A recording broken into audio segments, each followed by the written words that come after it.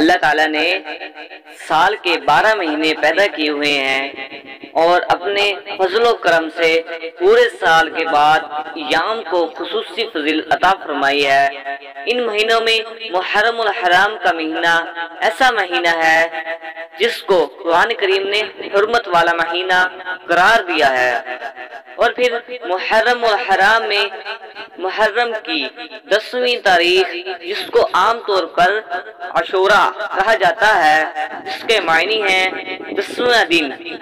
یہ دن اللہ تعالیٰ کی رحمت و برکت کا خصوصی طور پر حامل ہے۔ عموماً یہ تصور کیا جاتا ہے کہ محرم کا تقدس و احترام اور اس کی وجہ حرمت صرف سیدنا حسین کی شہادت ہے، حالانکہ یہ بات حقائق سے بالکل منافی اور درست نہیں ہے۔ اصل میں محرم الحرام کی فضیلت تو تقدس شہادت حسین اور وقوع کربلا کے باعث نہیں۔ دین اسلام میں اس مہینے کی فضیلت اس سے پہلے بھی تھی، بلکہ اسلام سے قبل کے ادیان میں بھی اس کی فضیلت و احترام مسلم چلی آ رہی تھی۔ ایک تو یہ کہ محرم کا شمار ان 4 اشہر الحرام میں سے ہوتا ہے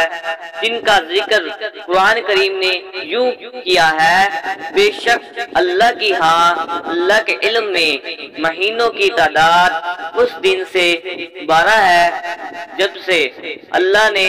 زمین و آسمان پیدا کیے، اور ان میں سے 4 عزت والے ہیں۔ ان 4 مہینوں سے مراد احادیث و مفسرین کے اقوال کی روح سے ذوالقعدہ، ذوالحج، محرم اور رجب ہیں۔ دوسری وجہ یہ ہے کہ ان مہینوں کی عزت تو حرمت پہلے ہی سے دین ابراہیمی میں بھی چلی آ رہی تھی، حتیٰ کہ مکہ والوں ابھی ان مہینے کو قدر کی نگاہ سے دیکھتے تھے، خصوصاً محرم کو بہت محترم مہینہ سمجھتے تھے۔ اور صحیح بخاری میں ہے کہ زمانہ جہلت میں قریش بھی عاشوراء کا روزہ رکھتے تھے۔ جب اسلام آیا تو اس میں بھی یہی عزت و حرمت برقرار رہی۔ محرم الحرام کی حرمت کی تیسری وجہ یہ ہے کہ اس مہینے کا تقدس و اہمیت موسیٰ کے دین میں یوں بڑھ گئی جب حضرت موسیٰ و بنی اسرائیل کو فرعون سے اس ماہ محرم کی 10 تاریخ کو نجات ملنے کی خوشی میں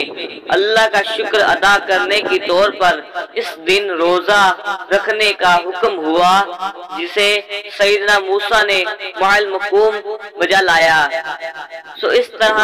یہ طریقہ عزت و احترام بنی اسرائیل میں چلا آتا رہا۔ چوتھی اہم بات یہ ہے کہ اس مہینے کو حدیث میں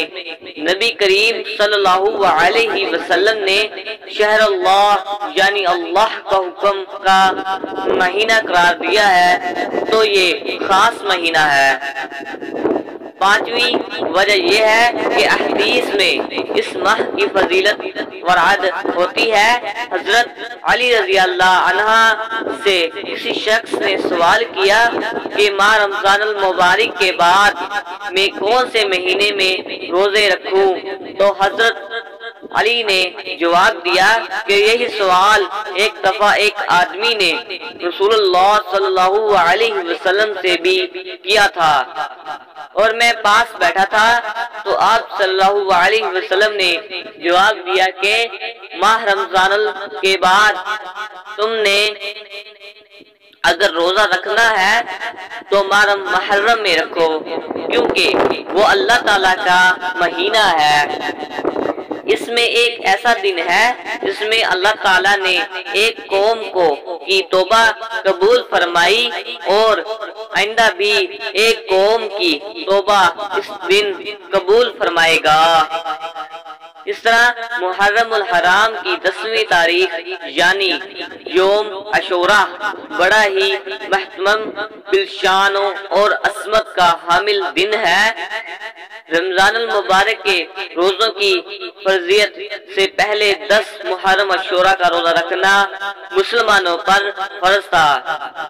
بعد میں جب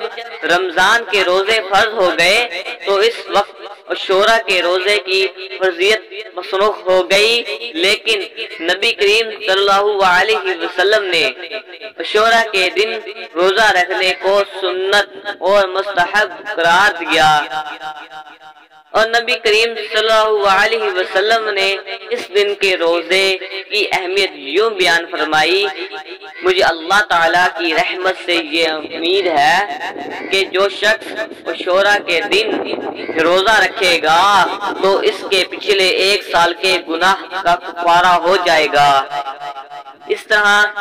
10 محرم کے دن اللہ تعالیٰ نے حضرت موسیٰ اور ان کی قوم کو فرعون سے نجات دلائی، تو حضرت موسیٰ علیہ السلام نے اس دن بطور شکرانے کے روزے رکھا،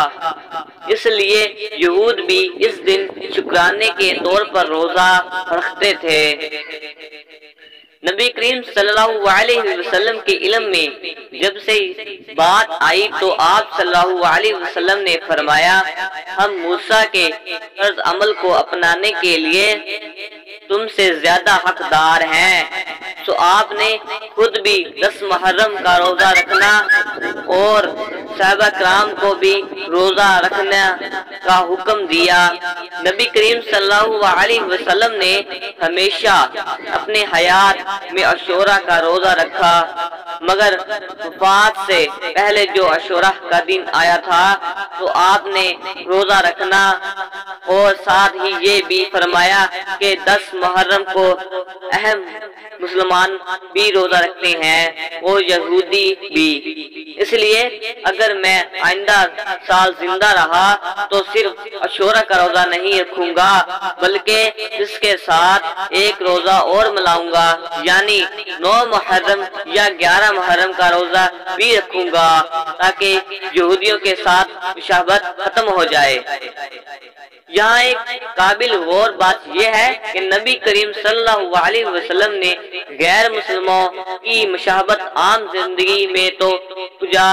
عبادت میں بھی آپ صلی اللہ علیہ وسلم نے اعتراض فرمایا اور صحابہ کرام کو بھی حکم دیا۔ اس کے علاوہ محرم الحرام میں بہت سی اہم واقعات شہادات حسین سے قبل تاریخ کے اوراق میں وقوع پذیر ہوئی، جس کی تفصیل درج ذیل ہے۔ نمبر 1، نبی کریم صلی اللہ علیہ وسلم کو کفار مکہ نے یہ حکم محرم کو شعب ابی طالب میں معصور کیا تھا۔ نمبر 2، خلیفہ ثانی سیدنا عمر فاروق کی شہادت 1 محرم کو ہوئی۔ نمبر 3، مشہور صحابی میزبان رسول اللہ صلی اللہ علیہ وسلم سیدنا ابو ایوب انصاری کی وفات بھی 1 محرم کو پیش آتی۔ نمبر 4، اور اس کے بعد اتفاقی طور پر اس محرم 10 تاریخ کو